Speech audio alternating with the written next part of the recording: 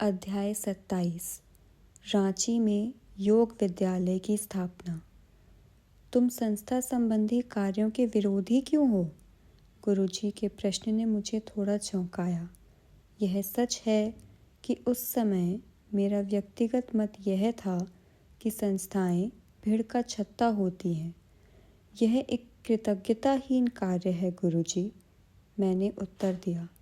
नेता चाहे कुछ करे या न करे, उसकी आलोचना होती है।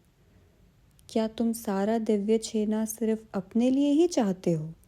गुरुजी ने कठोर दृष्टि से देखते हुए कड़ा जवाब दिया। क्या तुम या अन्य कोई व्यक्ति योग द्वारा ईश्वर संपर्क प्राप्त कर पाता यदि उदार हृदय गुरुओं की परंपरा दूसरों को अपना ज्ञान देने की इच्छुक नहीं होते? उन्होंने और कहा, ईश्वर मधु है, संस्थाएं छत्ते हैं, दोनों आवश्यक हैं। बेशक कोई भी रूप भाव के बिना व्यर्थ है, पर तुम आध्यात्मिक अमृत से पूर्ण व्यस्त छत्तों को क्यों नहीं प्रारंभ कर सकते? उनके परामर्श से मैं बहुत प्रभावित हुआ।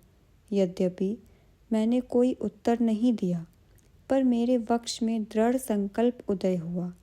मैं यथासंभव अपने साथियों के मुक्त करने वाले उन सत्यों को बांटूंगा जो मैंने अपने गुरु के चरणों में सीखे हैं।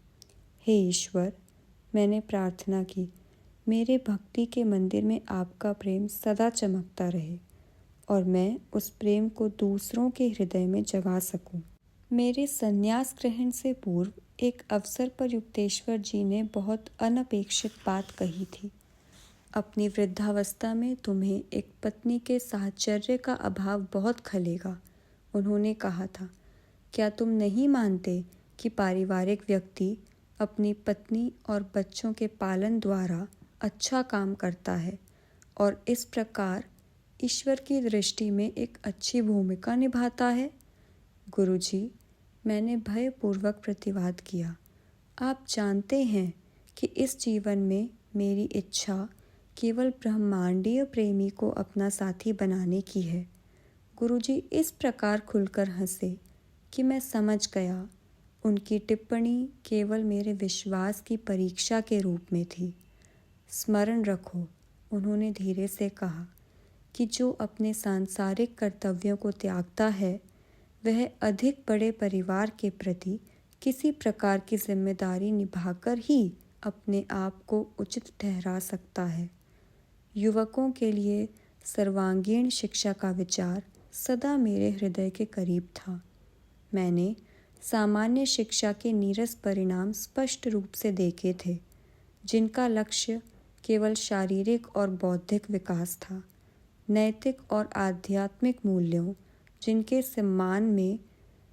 सम्मान बिना कोई व्यक्ति खुशी प्राप्त नहीं कर सकता, उनकी औपचारिक पाठ्यक्रम में अभी तक कमी थी।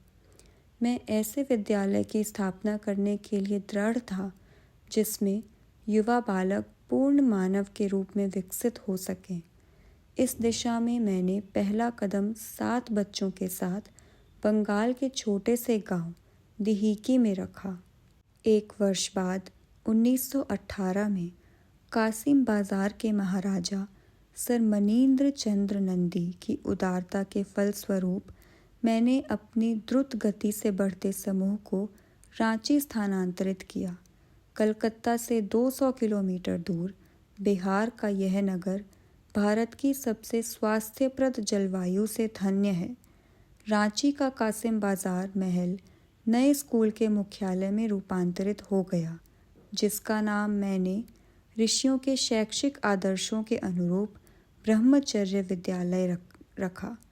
भारत के युवाओं के लिए उनके वन्य आश्रम ज्ञान के धर्मनिरपेक्ष और दिव्य प्राचीन केंद्र होते थे।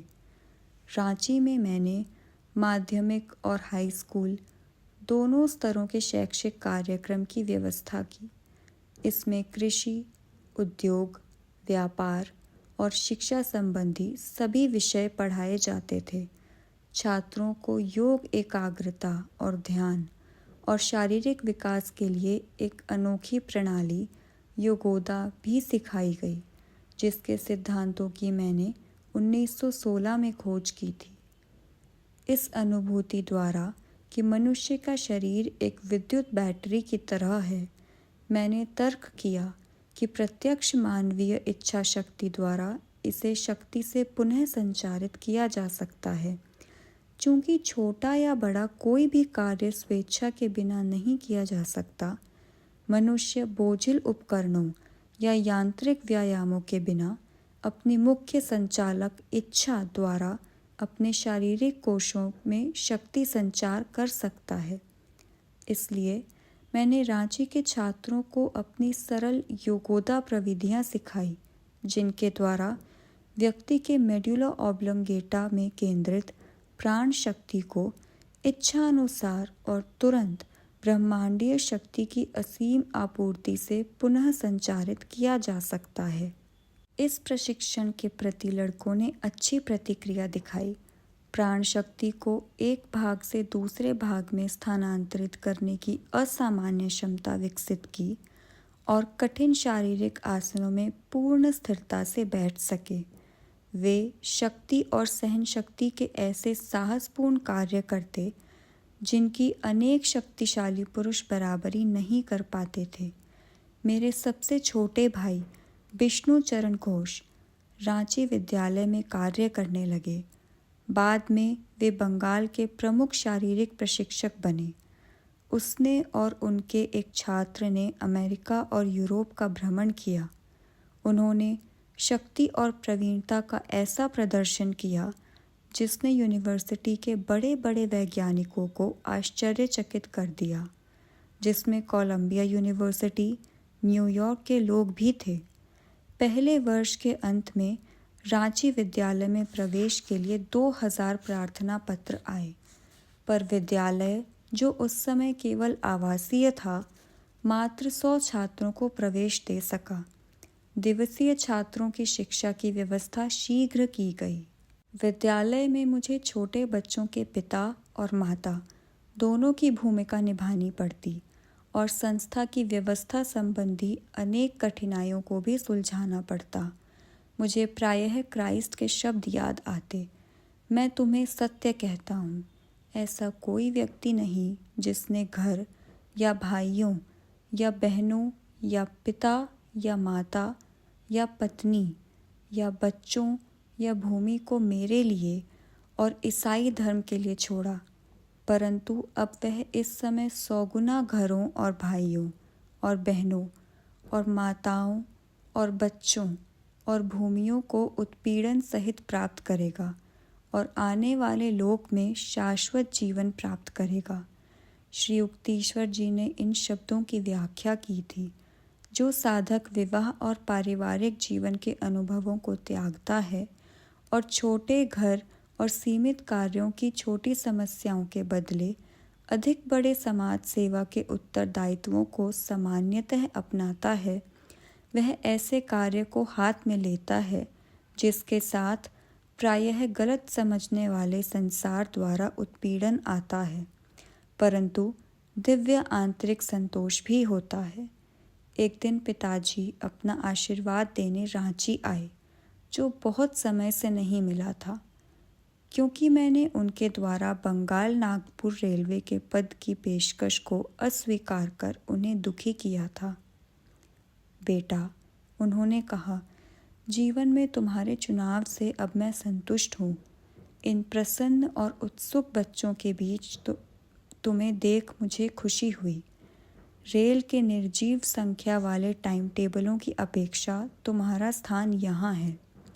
उन्होंने मेरे साथ चिपके हुए दर्जन भर बच्चों की ओर हाथ हिलाकर इशारा किया। मेरे तो 8 ही बच्चे थे। उन्होंने चमकती आंखों से कहा, पर मुझे तुमसे सहानुभूति है। फलों का बड़ा बगीचा और 25 एकड़ उपजाऊ भूमि हमारे उपयोग के लिए थी। छात्रों, शिक्षकों और मैंने इस आदर्श परिवेश में बाहर कार्य करते हुए बहुत अच्छा समय बिताया। हमारे पास बहुत सारे पालतू जानवर थे, जिनमें एक हिरण का बच्चा था जो बच्चों को बहुत प्रिय था। मैं भी उस शावक को इतना प्यार करता था कि उसे अपने कमरे में सोने देता था। भोर का प्रकाश होते ही वह मृग शावक प्यार पाने के लिए मेरे बिस्तर के पास आ जाता था। एक दिन मैंने उस पालतू को रोज से जल्दी खिला दिया क्योंकि मुझे किसी काम से रांची शहर जाना था।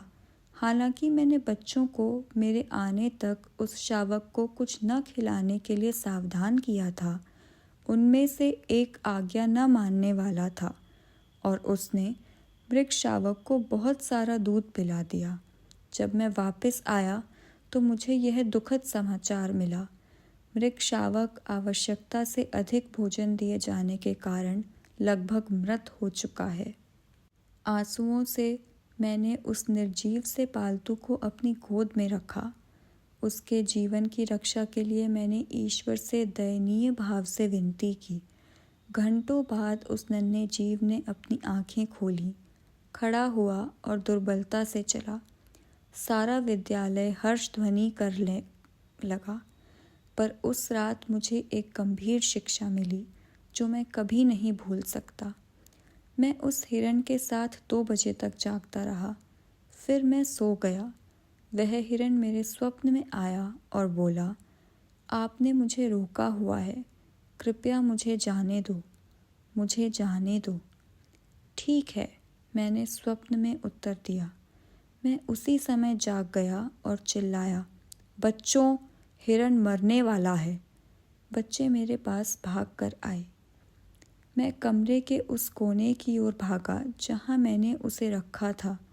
उसने उठने का अंतिम प्रयास किया, लड़खड़ा कर मेरी ओर आया, मेरे पैरों में गिरा और मर गया। सामूहिक कर्म जो पशुओं के भाग्यों का मार्गदर्शन और उन्हें व्यवस्थित करता है, उसके अनुसार मृग का जीवन काल समाप्त हो गया था और वह उच्चतर योनि में प्रगति करने के लिए तैयार था। पर मेरी गहरी आसक्ति के कारण जो मैंने बाद में अनुभव किया स्वार्थपूर्ण थी और अपनी गहरी प्रार्थनाओं के कारण मैंने उसे पशुत्व की सीमा में पकड़ कर रखा, जिससे उसकी आत्मा बाहर निकलने के लिए संघर्ष कर रही थी। हिरण की आत्मा ने स्वप्न में आकर विनती की, क्योंकि मेरे प्रेमपूर्ण स्वीकृति के बिना या तो वह नहीं जाता या जाना नहीं चाहता था। जैसे ही मैं मान गया, उसने विदा ली।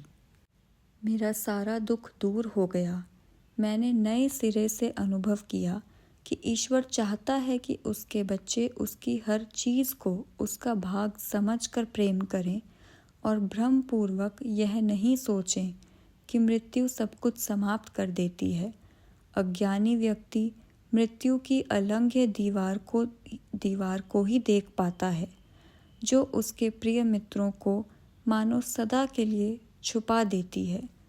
पर अनासक्त व्यक्ति, वह जो दूसरों को ईश्वर की अभिव्यक्ति के रूप में प्रेम करता है, समझता है कि उसके प्रियजन मृत्यु द्वारा ईश्वर के आनंद में चैन की सांस लेने कुछ समय के लिए चले जाते हैं। रांची का विद्यालय छोटी सी और सामान्य संस्था के रूप में प्रारंभ होकर भारत में अब सुप्रसिद्ध हो गया है। विद्यालय के अनेक विभागों को उन लोगों के स्वैच्छिक योगदान द्वारा सहायता मिलती है जो ऋषियों के शिक्षा आदर्शों को जीवंत बनाने में आनंदित होते हैं। योगोदा सत्संग के प्रचलित नाम से मिदनापुर, लक्ष्मणपुर और पुरी में विद्यालय की विकासशील शाखाएं स्थापित हो चुकी हैं। रांची का मुख्यालय एक चिकित्सा विभाग चलाता है, जहां स्थानीय निर्धन लोगों को निःशुल्क दवाएं और डॉक्टरों की सेवाएं प्रदान की जाती हैं।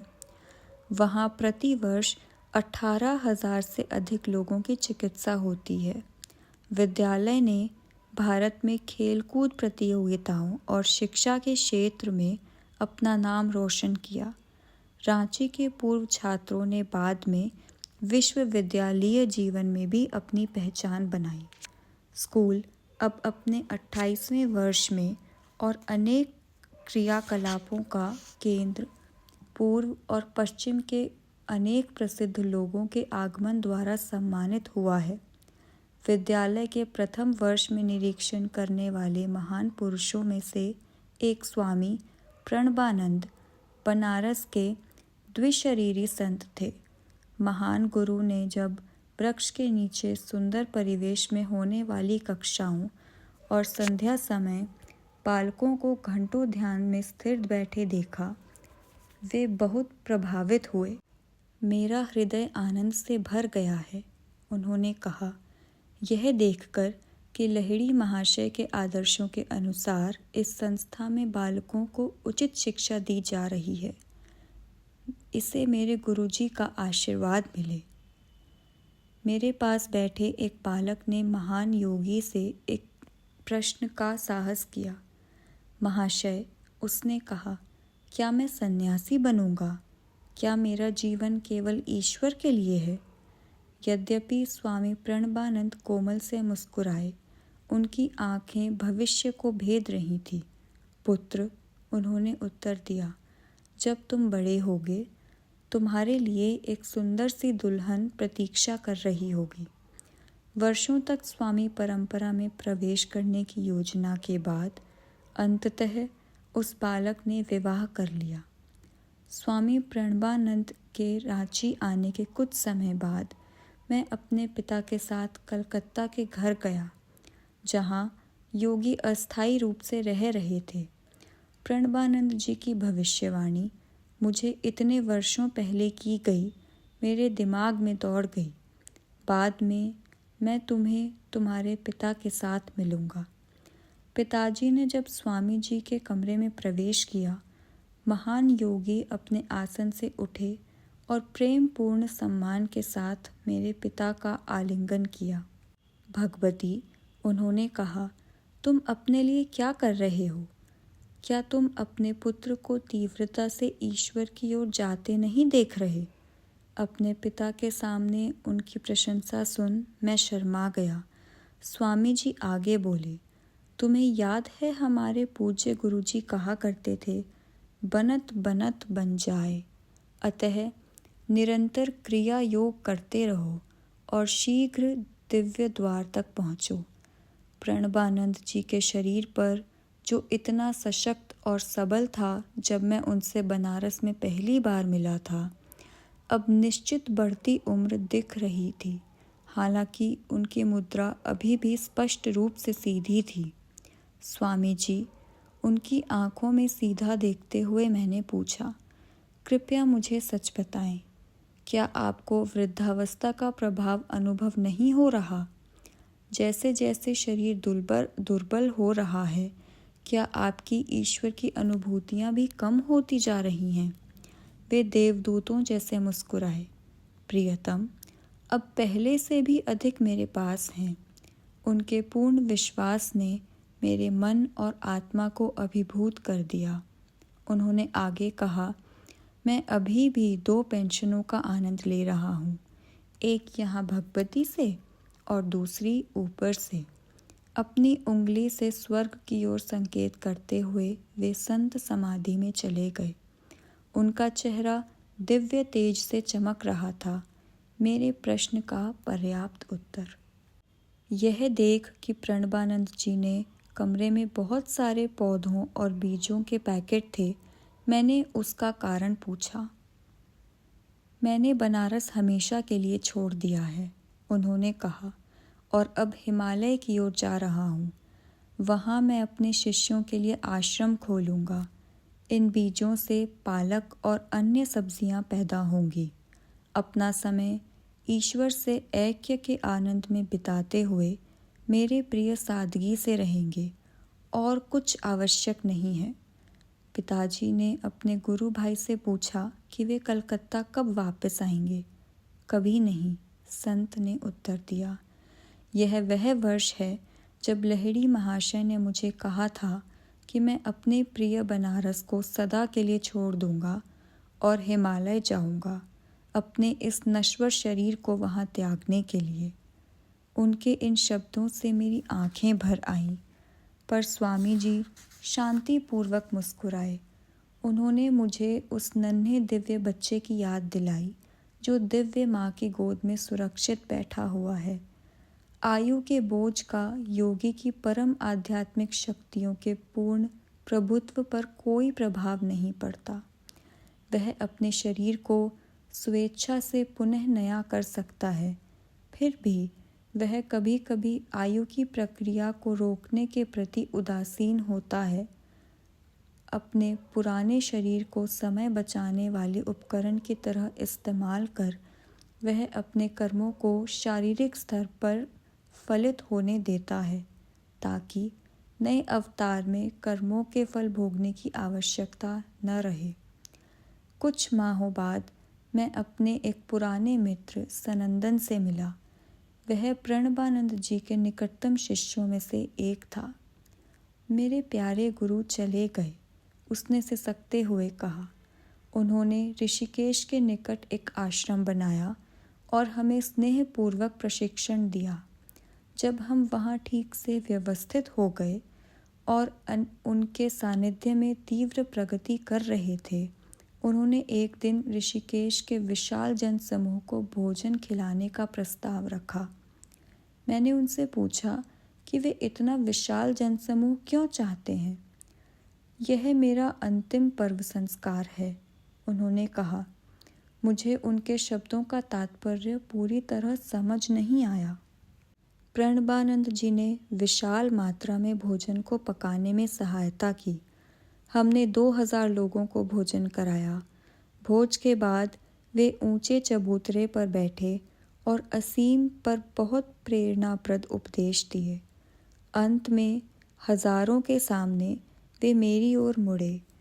मैं उनके साथ मंच पर बैठा था और असामान्य शक्ति के साथ बोले, सनंदन, तैयार रहो, मैं शरीर को त्यागने वाला हूँ। स्तंभित मौन के बाद मैं जोर से चिल्लाया, गुरुजी ऐसा न करें, कृपा करके ऐसा न करें। भीड़ में चुप्पी छा गई। वह हमें जिज्ञासा पूर्वक देख रही थी। मेरे गुरु मुझे देखकर मुस्कुराए, पर अब तक उनकी गंभीर दृष्टि असीम पर स्थिर हो चुकी थी। स्वार्थी मत बनो, उन्होंने कहा। नहीं, मेरे लिए शोक मनाओ। मैंने आनंद पूर्वक तुम सबकी सेवा की है। उल्लासित हो जाओ और मेरी सफलता की कामना करो। मैं अपने ब्रह्मांडीय प्रेमी से मिलने जा रहा हूँ। प्रणबानंद जी ने धीरे से कहा, मैं शीघ्र जन्म लूँगा। कुछ समय के लिए अनंत परमानंद को भोग कर मैं धरती पर लौटूंगा और बाबा जी के साथ जुड़ जाऊंगा। तुम शीघ्र जान जाओगे कि कहाँ और कब मेरी आत्मा नए शरीर को धारण करेगी। उन्होंने फिर से घोषणा की, सनंदन, अब मैं अपने शरीर को द्वितीय क्रिया योग से त्याग रहा हूँ। उन्होंने हमारे सामने बैठे चेहरों के समुद्र की ओर देखा और उन्हें आशीर्वाद दिया। अपनी दृष्टि को अंदर आध्यात्मिक नेत्र की ओर कर वे स्थिर हो गए। जबकि चकित भीड़ यह सोच रही थी कि वे आनंदमय अवस्था में ध्यान कर रहे हैं, उन्होंने पहले ही देह के बंधन को तोड़ दिया था और अपनी आत्मा को ब्रह्मांडीय विस्तार में लय कर चुके थे। शिष्यों ने उनके शरीर को स्पर्श किया जो पद्मासन में स्थित था, पर अब वह गर्म शरीर नहीं थे, केवल कड़ा ढांचा रह गया था। किराएदार अमरता के तट पर चला गया था।